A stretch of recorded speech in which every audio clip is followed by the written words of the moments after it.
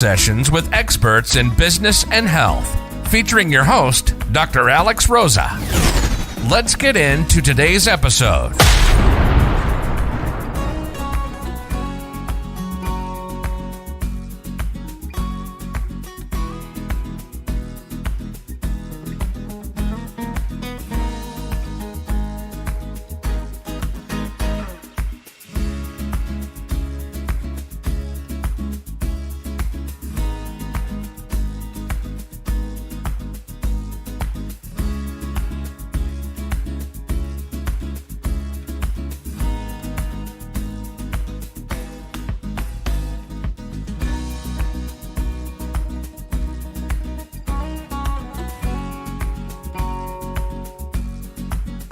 Welcome to In Your Business with Dr. Alex, where we get all up in your business and your health.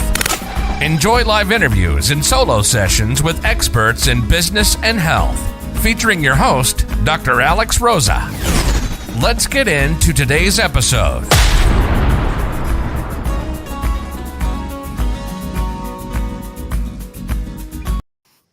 Hey, familia. Welcome to In Your Business with Dr. Alex, where we get all up in your health and your business. And today we're going to talk about embodying your future self, acting as if, y'all remember that movie, As If, and overcoming imposter syndrome. So I have a wonderful guest today, Miss Ruby Garcia, and we're going to get into today's episode. Without further ado, I'm going to bring this lovely lady on up. Here we go. Hi there. Hello. Hey, welcome. So if anybody is tuning in, definitely let us know where in this whole wide world that you are tuning in from. We'd love to give you a shout out. I'm coming to you from Ohio. Where are you at, Miss Ruby? I am in Chapel Hill, North Carolina. Oh my God. I love North Carolina. I've been looking at houses in North Carolina. Oh, you're so welcome. It's so much fun. I do have to give a shout out to Chicago though, because I grew up in the suburbs of Chicago and spent most of my life there. So I'm still Midwestern at heart, but I do love the North Carolina mountains and ocean and just having access to, beautiful landscapes every single day. Yeah, that's what I love. When we first visited there a couple years ago, I was like, where in the world can you be in the mountains and the forest in one side, and then a couple hours later be on the ocean? Yep. I love it because those both feed into my vibe, all that nature stuff. And I was like, this is like perfect. That's exactly why I came. Oh my gosh, I love that. I love that so much. So Miss Ruby, thank you again for spending some time with us today. And I'd love for you to introduce yourself and tell the audience a little bit about you and what you do. Sure. So thank you for having me. I'm super excited to be here. I'm Ruby Garcia. I'd like to keep it simple and say I'm a leadership and life coach, really focusing on the intersection of mindset. I'm also a certified NLP coach and hypnotherapist. So a lot of the work that I do is around mindset, who you're being, how you're showing up, and how your being can generate the results that you want. So my main focus is really supporting Latinas. I wouldn't say I'm Latina exclusive, but that's kind of where my focus is helping Latinas, teaching them how to break from self-sabotaging thoughts and behaviors to, really self-mastery, which is increasing their self-love, acceptance, their belief in themselves, so they can show up powerfully in their careers and in their life. Oh, I love that so much. And, there was one particular topic that I saw of yours on LinkedIn that inspired kind of today's episode about the acting as if and overcoming imposter syndrome. But I did see another post you did recently about, which ties really nicely into this because I'm Latina as well. I'm Puerto Rican. And I know you had made a post about being Mexican American and about how it kind of was growing up because you grew up in Chicago. And can you talk a little bit more about this? Because I think that story, you don't have to go too much into it, but I did want to touch on it because I loved that post and reading it so much. Yeah, thank you. I'm glad it resonated with so many. I mean, I think, at the foundation of everything is identity. I think that we sometimes overlook that piece of really knowing ourselves, but identity is the foundation for who you're being. It will inform your doing and where you want to go. So I think that's always important to look at. So for my identity, I identify as Mexican American. I'm a proud Latina, daughter of Mexican immigrants. But I have a twist in my story. And that is that my dad passed away when I was 14 months old, and my mom remarried to an American by the time I was 2. So I grew up in a very white, conservative suburb. And I kind of lived in between two worlds the whole time, right? I had my Mexican family and I had my American family. And I knew how to act with each of those families and kind of what unspoken rules or behaviors were accepted. And that's kind of informed me. I always tell people, like, I grew up with Saturday mornings listening to Los Bukis, Ana Gabriel, Los Temerarios, and while cleaning the house, because, you know, my mom always had us cleaning, right? The house, yes. You know, right? And then on Sunday morning, we were eating brunch, and I was listening to like Eric Clapton and Blondie and Fleetwood Mac. And, you know, so it kind of makes me laugh because I had only learned about the word code switching maybe like 8 years ago or something like that. I didn't even know that was a thing. And I was like, oh my gosh, this is like normal. I've been doing this my entire life, is this code switching, right? Because again, there was a way to be with my, you know, Hispanic family, and then there was a way to be with my American family. So that has informed a large part of my identity. I think when I was growing up, it was a little bit of a struggle because I felt too American for my Mexican family, and I felt too Mexican for my American family. I was also the only one from my mom's first marriage. So my 3 siblings, like, we all look different. They're tall, blonde, green eyes. I'm like short, you know, soft. I like to say soft, a little softer, and, you know, dark hair, everything. So, you know, I also was born with a limb difference. So I have that physical disability. So I felt always a little bit othered.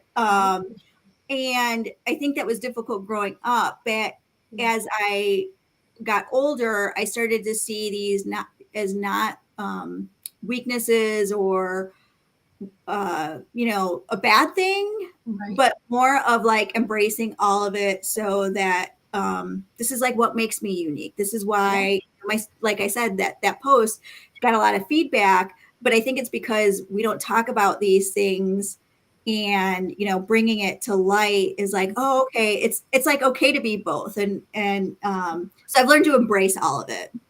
Oh, I love that. Yeah. And I was reading your post and I was like, this is amazing. And that's what I was wanting to bring with my show as well. Like, really getting into people's business, like into them and their stories, and not being afraid to share it, because your story obviously touched me. It obviously connected with so many other people. And that's what I appreciate. And so many things I didn't know about you that I just learned that I absolutely love. And yeah, same thing for me. You know, I had never really heard of code switching either. And you're living in both worlds and you're adapting, and it's totally fine. It's totally fine to do that. And I think that kind of plays really nicely into what we're talking about today, where that feeling like you have to be a certain person or be a certain way or act a certain way, and how it can cause a lot of friction within oneself and lead to a lot of imposter syndrome and doubt and inauthenticity in yourself and what you're doing and who you are and how you show up in the world. So I was wondering if we can kind of start by talking about what do you mean? What does it mean to you when you hear fake it till you make it? What does that bring up for you? What's your perspective on that? And how does that kind of go into like personal development and being who you are and blossoming into the person that you are? Yeah, I cringe. Yeah. I cringe after fake it till you make it. And I think it's 2 reasons. I think one is that authenticity is one of my top values, right? So I don't like it because it just doesn't feel good. It doesn't align with my personal values. 2 is I think it breeds the imposter syndrome, the fake it till you make it, because you are asking someone to be something that they're not. It sounds disgenuine, right? And so there's always that fear of like, are they going to find me out? You know, will they realize that like I'm not yet there, or, you know, I'm that feeling of scarcity and inadequacy. And so I just, when I hear people give that advice, I just cringe, because like, don't do that. So I always say, you know, reframe that and act as if. So you're really looking at, who are you becoming? Maybe you're not there yet, but who are you becoming, and focusing on who you're being in that process. And that I feel like is more authentic because it's saying like, you know, maybe I haven't mastered this yet, but I'm in process. And that to me feels more authentic and saying, instead of showing up and being like, yeah, I know it, you know, and then really you don't know anything. Oh my gosh. Yeah. So I wanted to bring attention to a couple of our comments here. We had some people joining. She says she can't stay for now, but she's going to check out the replay. And that's one of the topics that she works with clients on. And she's learning to learn from us today. So I absolutely love that, Kimberly. Thank you. She says, Buenos dias. Hello. Hello. And we have Lady, good morning from Orange County. All right. And then we have a good morning from Clayton, North Carolina, Miss Erica. Right. Hey, good morning. Thank you for joining us. So again, we're talking about acting as if and overcoming imposter syndrome. And, you know, that whole part that you just spoke about,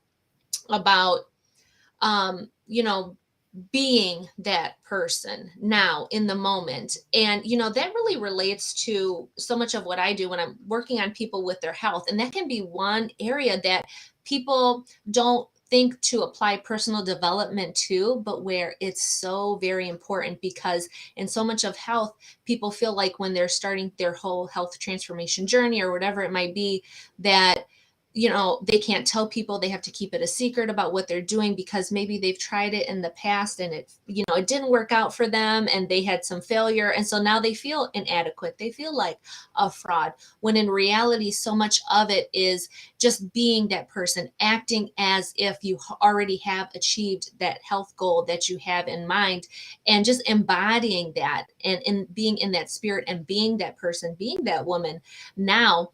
That helps to alleviate so much of that friction and so much of that imposter syndrome when it comes to our health. And especially for so many women out there and the clients that I work with, you know, they're all high achievers. They're all up in their game, up in their field, the 1%. And it's like, you got everything else on lock. And it's like this one part can be very demoralizing sometimes when it shouldn't be. You know, we should be proud of our health and our bodies and loving ourselves and doing everything we can to support ourselves. And everything I talk about is very holistic, and you as well. We're looking at things holistically and how can we support ourselves and be this future version of ourselves in all parts of our lives. So I love that so much. And it's so important, you know, I think what you remind me of is just the stories that we tell ourselves. This is even kind of going back to, you know, when I was talking about identity. We tell ourselves stories, and we have to look at those stories and ask ourselves, is this an empowering story? Is this something that serves me, or is this something that's disempowering? And we have to work on really training our mindset around that too. So as I mentioned, I was born with a limb difference. My left arm is shorter than my other one. I don't have an elbow. I only have 3 fingers on that arm. And so I grew up thinking that I was weak, right? Like my parents never made me do any like heavy lifting. They would have my siblings do it, but I kind of got out of those things that was very physical. And so, and it wasn't so much said to me that I was weak, but I guess it was just kind of modeled to me indirectly. And even I remember I had gotten a prosthesis when I was like 3 or 4 years old.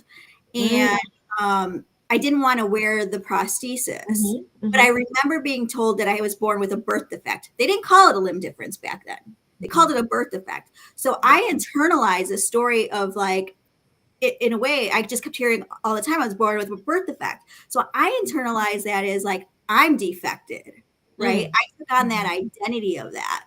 And so this is why identity work is so important, because we have to, you know, like there was a lot of work that I had to go back and heal and realize that I'm not defective. Like I was just born differently, right? Like I have a disability. And so when it comes to the story about being weak, I decided very intentionally about almost 2 years ago that I was going to break up that story about being weak. Like that I was going to, no longer was I going to subscribe to that, right? And so I was going to be conscious. So I started taking Krav Maga, which is self-defense. Yes, I love it.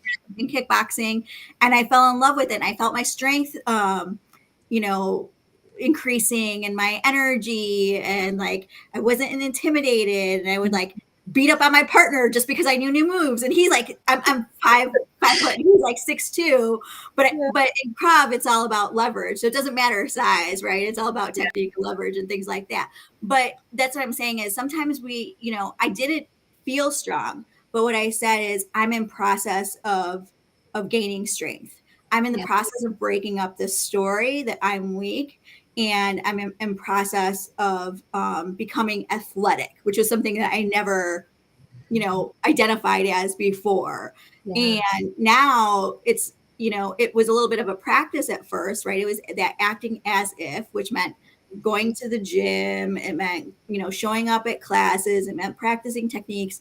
I was very fortunate because my 2 sons do it with me too. So they were kind of my accountability partners, right? Mom, we're going to class.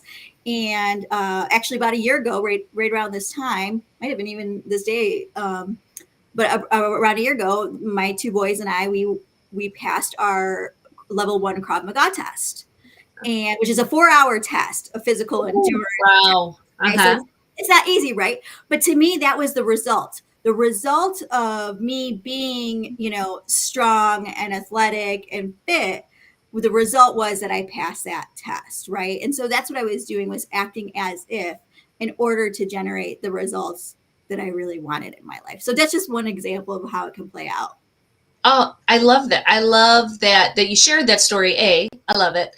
And it's stories that we tell ourselves, labels, words, whatever that people put onto us, not even realizing it. And then we internalize it and we carry it with us for our entire lives. That's what's so crazy about so much of what we experience as adults, is all this shit that we just carry with us from like, you gotta go on and unpack and be like, what? Yeah, it's crazy. And it's like, and I think too, going back to like story, what you're telling yourself. And, I think I had recently made a post about this too, but it's never too late to change your life, to change your story, to change what's up here, what vessel that you're in, how you're shaped, whatever it is. It's never too late. And I think that's another story that people adhere to, is it, well, I'm 40, I'm 50, I'm 60, whatever it might be. And this is just how it is for me, or the people that they surround themselves with. And this is the norm of what is. And how dare you try to be something that's not, something that doesn't fit into what we consider normal for your age or who you are, where you grew up, your culture, your religion, your tradition, whatever it is. That's so important to be able to break through those stories that we have that we're holding on to. So yeah, girl, act as if and get over it. Yeah. So there was a couple really great comments and shout outs that I want to give here. So we have Miss Natalie Alonso. She says, this fosters a true disconnect. I hear you and agree that identity is critical. And we have Miss Lady. I don't know if I'm saying her name right. Am I? She used to have the belief that it was good to fake it until you make it. But thanks to Miss Ruby, she changed her mind and she's going to act as if. I love that. Me too. And loving this conversation. Greetings from New Jersey. Good morning from Minneapolis. Wow, girl, we got everybody from California everywhere. to New Jersey, everywhere in between. I'm telling you, our culture plays such a huge role in that as well. Yeah, the cultural narratives is huge as well. Yep. There are things that we grow up with. Calladita te ves más bonita. Be a good girl. Gender can play into it. The more, be humble. That's another narrative, right? I always talk about be humble, but in corporate that doesn't, help you, right? Or even as an entrepreneur, if you're trying to advance your business, you have to own your expertise. You got. Girl, let's talk about being humble. Let's talk about that right now. That was not on the agenda, but let's talk about it, because this is something that really resonates with me as well. Because I know for me, since I started my own practice, we're about to get real. This is why I like my show, because we're about to get all the business here. But when I came out with my own practice, honey, I had so many people hating on me, close to me, relatives, hating on me, calling me imposter, calling me fake, calling me all this. Who do I think I am? Whatever, thinking that this was like a fly by night, whatever, a little hobby. And it can be so difficult to rise above all that and to keep going. And yeah, and a lot of what I grew up with, like I teach at the local university. I'm a professor at the college over here. And so I have students, and I always tell them, when I was younger and growing up, I was so shy, never wanted nobody to pay attention to me. Don't look at me, don't talk to me. Me, an opinion, what? Never. Like I would Look at never you now. say nothing. Yeah. And my students never believe me because I deal with that with those first year students. They're very scared to go see patients and talk to patients and families. So I always relay this story like I was you, I was there. And that doesn't have to be your story. That's not who you are. We got to act as if, you got that degree, you're in there, you are the nurse, you are the professional, you got to go do it.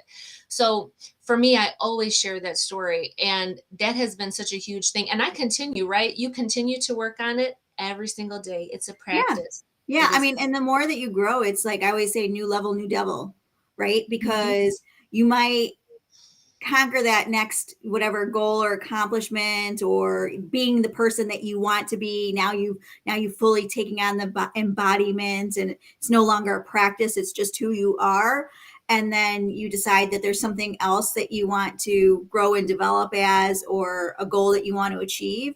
And then there's a whole new set of circumstances that you're going to be fighting for. So if we're growth mindset oriented, it never stops. We're always evolving. We're always learning. We're always growing. We're always coming up against barriers. But it's, in my belief, I really think it's about all that is so that we can become the person that we're meant to be in this world. Mm. Yes, I love that. And I think too, being humble, there's a way to be humble, but I think so many of us have like taken it to an extreme, or it's so far from what being humble actually is. And, you got to toot your own horn out here in these streets because most people are not going to do it for you. And there's nothing wrong with being proud of the work that you've put into yourself, to your practice, to who you are.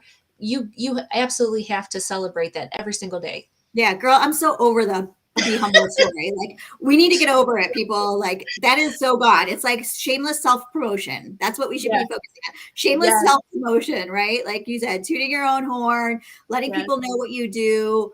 Yeah. And I think that you can still do that.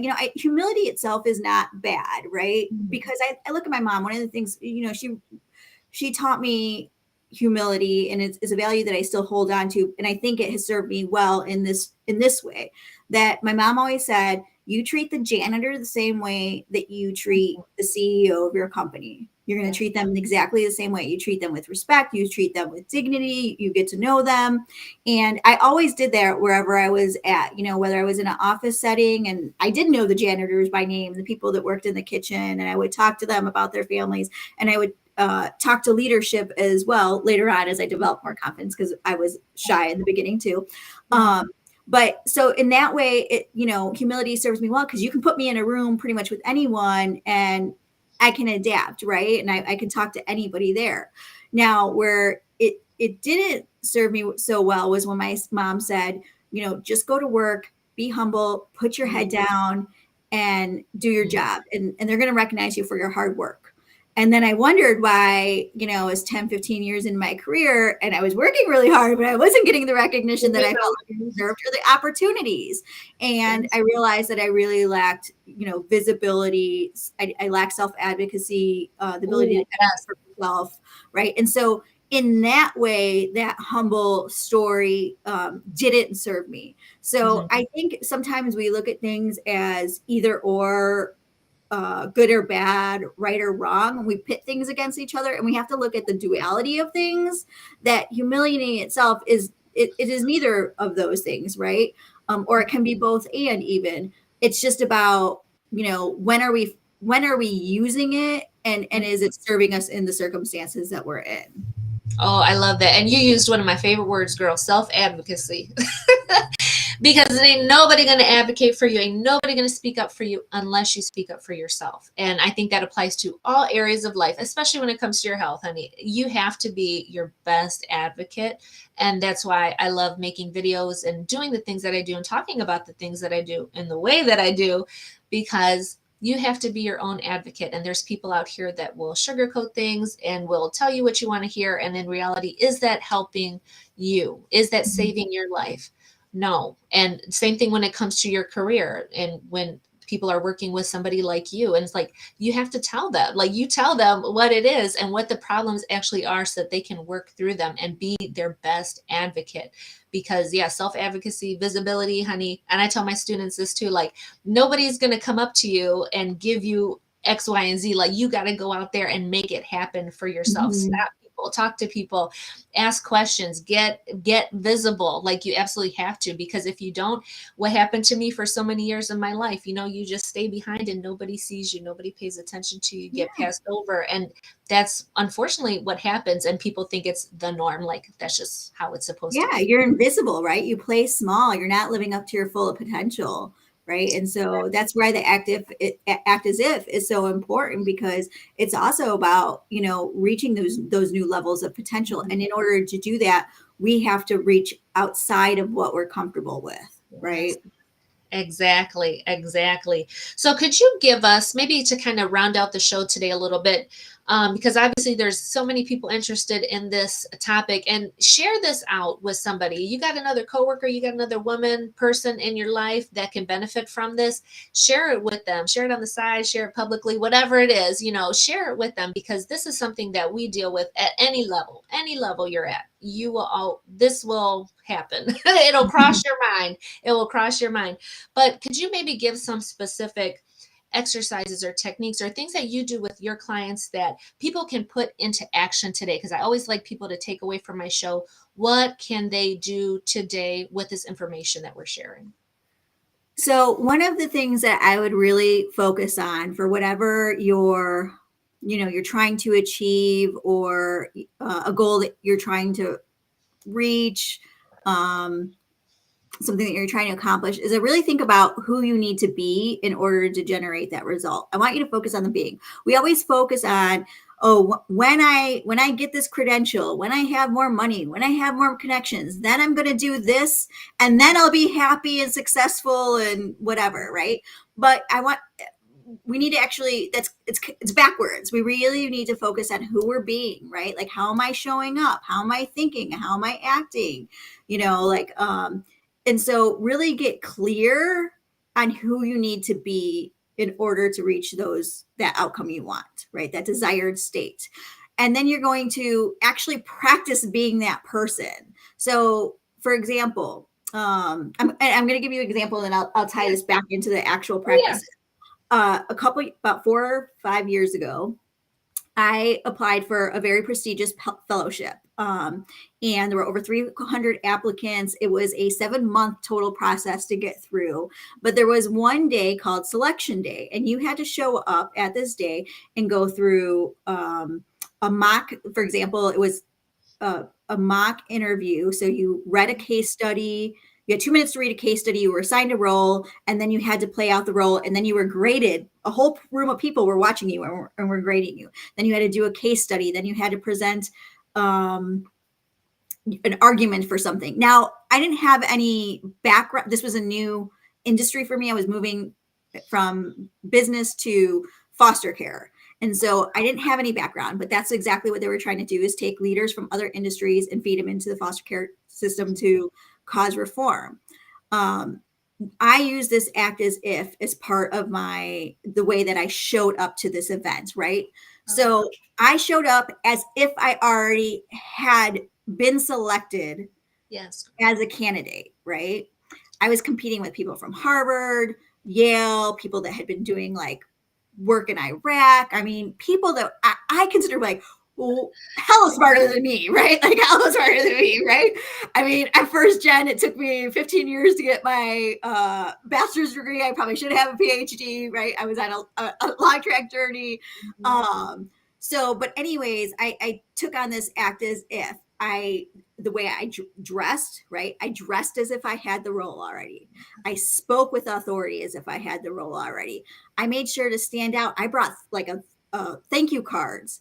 And after every interview, I made sure to write a thank you note. I was the only person out of the entire, I don't know if there was like 25, 30 people there that day, but I was the only person that did that, right? So I acted as if I had the role already. And I ended up being one of the final 12 selected for this opportunity. And so, but what I did was it was the embodiment of being a leader in that space, even though I hadn't yet done it. So I journaled about the opportunity. I wrote down, who I needed to be and who I needed to show up as. I thought about, some other practical ways that you can think about this is like, what are daily practices that you can integrate? Like if you want to be a writer, for example, what do writers do? They write, they schedule time, they have a ritual, they're reading, they're doing things that inspire them so that they can go and write from an inspired place, right? So it's really taking on, look at your priorities. If you want to be a successful business owner, is a successful business owner on social media, 3 hours a day? Probably not, right? What kind of things are they doing? What kind of habits are they having? So it's about really looking at and identifying some of the traits of the person that you want to be and integrating that into your daily practice. And it is a practice. I say it's a practice because we haven't yet built the muscle for it or the capacity for it. But as you do it, you do it day one and then you do it again day two, and it starts to become a habit. And then at some point, it's just part of who you are. It's no longer about like something separate. Oh, yeah, absolutely. It's a practice. And I don't think people use that word enough. Like it's a practice. Like there's so many things that we got to practice, like we have to do. And I think for myself, I think people see the health transformation that I had and the things that I talk about when I share my story and overcoming, like heart failure and pre-diabetes and blood pressure and depression and anxiety and all the things that I dealt with my health. And they just think, well, she did it and is done and, problem fixed. And she don't got to worry about it anymore. Life is so easy for her. And I'm like, hell no, it ain't easy for me. Like it's a practice. I got to still work on my mindset, my habits, my routines, the things that I do every single day, because I'm trying to live this as a lifestyle, a long, happy, healthy, quality filled, energy filled, fun ass life. And I have to do things on the daily. I have to practice every single thing that I do every single day. And the biggest muscle that I got to practice is the one up here. That is the one that holds, I'm pointing to my head for the people listening to this on audio later on. I'm pointing to my head. It's the mindset. It's your mind. Oh my gosh. That is so the thing that you have to work on and overcome and just deal with every single day is those things and those stories you tell yourself, and looking for proof, honey, looking for proof out there in the world of what is possible and modeling yourself and learning and adapting what those people do to who you are, because what worked for one person is not going to work for somebody else. It's all in customizing and tailoring things for your life and for who you are. And you got to just look out there. Again, you got to be your own self-advocacy, honey. You got to be out there looking for this.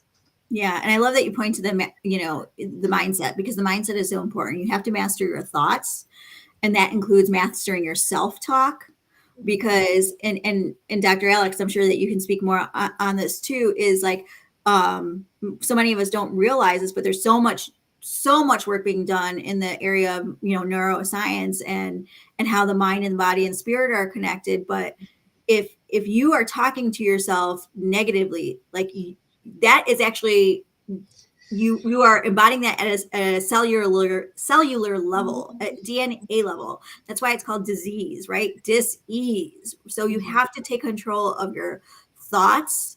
And,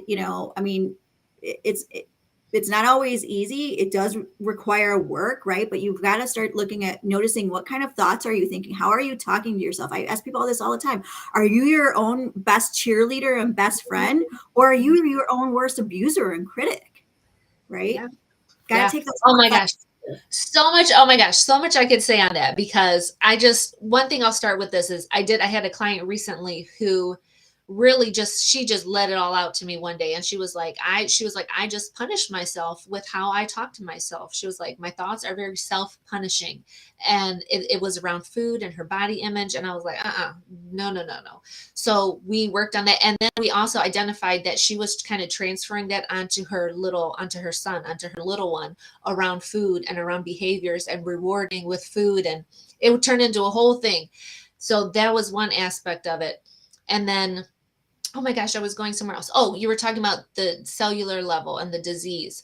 So there's an assessment that I run through, and you may have heard of this. It's called ACEs, Adverse Childhood Oh, Experiences. yes, yes. Yeah, and those experiences that you have as a child, your environment, the the things you were exposed to, the experiences more than anything that you're exposed to as a child, how they change and influence your health as you're going through puberty and going into adulthood. They absolutely, it's been proven time and time again, it absolutely impacts how you develop and what your risk factors are for developing cancer, depression, obesity, stress, anxiety, heart attacks, cancer, on and on and on and on. The two are directly correlated. And so what I love to do as well is, I'm very much about family and ending generational cycles of things within Yes. family. And this is what we absolutely have to do. Anything that you learn from today, implement it with the younger people in your life. They don't have to be your own kids if you don't got kids, but we got cousins, we got friends, we got, step this and that. Transfer this and think about it and apply it to the little ones in your life and see how their lives can change. The trajectory of their entire life can change just because one little thing you taught them about self-talk or advocacy, anything. Like, they're not too young to learn. They can understand. I do the same. I do these things with my 5-year-old. Yeah. Well, And Dr. he's like, Alex, you know what? Well, you point to such a you point to such a important piece too regarding those what was it, adverse childhood childhood experiences. experiences. Uh-huh. Yes. Because when I first became coach, I really struggled. I've been a coach for about 8 years. Mhm. And I really struggled with some of it. And I thought there was something wrong with me in the way that I wasn't grasping things. Like I was having trouble reaching my own goals, even though I knew the strategies around it. And even knew the mindset around some of it too. But what I needed was the healing. The healing was a missing component for me. And it wasn't until I started going to therapy and dealing with some of it, and a lot of this was like not noticeable. I didn't really realize, like, I'd kind of buried some of these things. And I realized that some of them were coming up again, and some of the ways that I was operating, like, here I was, a 40-year-old woman, but I was still operating from like a 12-year-old girl that was like abused in middle school, right? And so I had to heal that kind of inner child and do some reparenting as well, which is a whole other topic that we'll get into today, but how to do some reparenting as well. But that healing was really critical in, I would say, reestablishing the relationship with myself. Exactly. Right. So, and so that was so important because it was that missing piece. And so sometimes we will beat up on ourselves because we're not getting where we want to be. And what I would invite people to look at is there some healing that needs to take place first, right? And then continue to do the work or do it congruently, right? But let's not overlook that piece, because like you said, there's a lot of intergenerational trauma. I did some work even on myself, going back to my great grandparents. I noticed patterns that had been passed down. Like my great grandparents were deaf, and it's funny, not funny, I guess, maybe ironic, but that was something that got passed down, was like a lack of using voice, even to my generation, right? And me. And so I really had to work on that, and act as if, right? And practice speaking out in public situations and being on live streams and podcasts, in order to use my voice and break some of those generational patterns. Oh, I love that. Yeah, girl, we could do a whole nother show on all of that. Totally. I love that. And we've definitely, had an impact on some people today. So Angelica says, hi from Durham, working on overcoming my shyness and starting to embody my future self with acting as if. I realized that tough love growing up did not work for her and amplified her shyness and fear in her career, which ended up causing a huge imposter syndrome for her. Oh, yes. So real. I'm abused myself the most. My thoughts, yeah, says Erica. Yep. And Erica says the wounded child. Yep. Yep. And so, like, for Erica and anyone listening, one of the things that you want to really do is start to take notice of your thoughts, right? Notice your thoughts. What are the negative thoughts that you're telling yourself? I'm a loser. I'm whatever, not enough. I'm this way. And sometimes those thoughts, you might even identify if they came from someone. You know, does it look like someone? Does it sound like someone? And you want to notice them and then label them. There's a saying that says, like, name it to tame it. So label them, identify what it is. And then you want to start tracking, how often are you saying that? Is there a trigger? When are you saying it? Who is it someone that you talk to that then it triggers it? And then start to interrogate your thoughts. But do it in a way that's not judgmental, but out of a place of loving curiosity. Like, where are these coming from? Where did I create this story? For example, like I told my story earlier about my birth, my limb difference, right? But when I interrogated that, it was that, oh, I've been saying I'm defected all my life pretty much, right? And so I had to unlearn that. And then we have to look for new evidence, right? We want to replace that thought. What's the thought that we want to replace? And then we start to look for new evidence for that. And, it takes about 21 days to neutralize. Everyone talks about like 21 days to break a habit. No, it only takes 21 days to neutralize like a way of thinking, but it takes about 67 to 80 days to actually replace that thought.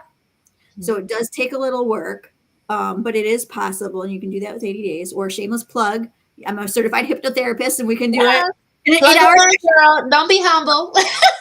I think you do it in an 8-hour session and just get to the root and pull it out. So, but those are some real practical ways, is just to start mastering your thoughts, right? And replace them. And because we take, just by nature, we're creatures of habit. So we take the path of least resistance, right? And so in a way, our brain works like a freeway, and it's like we take the same way every single day. And we have to rewire and create new freeways and new ways of being and new ways of thinking. Yes. Yeah.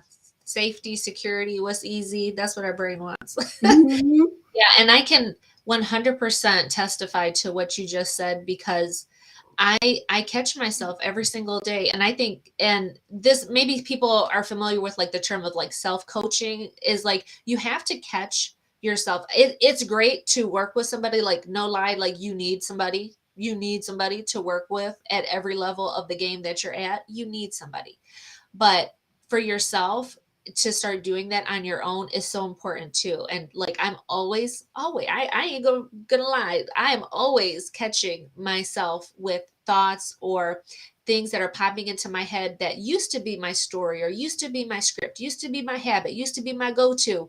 Always, constantly, they're still trying to go, they're still trying to get ready and take off. And I would have let them, oh girl, because I had terrible panic attacks and all that, because I would just let those thoughts just run wild and go crazy. But now I catch them, and I'm able to stop and identify them right as soon as they start to go. I pick up on them, and I'm like, oh, hold up, nope, that's not what we're doing now. And I re-talk to myself, and I switch everything back around. And that's why I tell people, like, I haven't been on medication for depression. I haven't been on medication for anxiety. I haven't had a panic attack in I don't know how long, all because of this simple thing. And it really goes to the eye of spice. So people think like spice is like a food and stuff like that. And I'm like, no, I said, it's actually kind of like the head to soul assessment that I created, how I triage patients and work with them in a holistic way. And so the eye of spice stands for insight.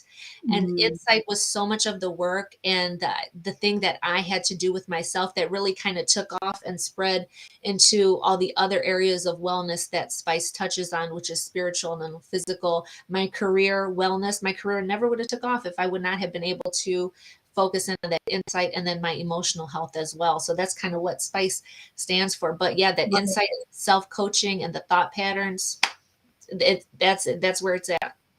Yeah, it is. It is. And that's a practice even that we have to take on daily too, right? Is because those old thoughts, I mean, if you've been thinking, I'm 45. So if I've been thinking something for 40 something years, yes, it takes a little work to break, right? Because And I think a lot of the work that we're, a lot of the work that I believe that we're doing right now is the unlearning. Yeah. Because we've been conditioned in so many ways, right? And taught so many ways that this is how you need to be.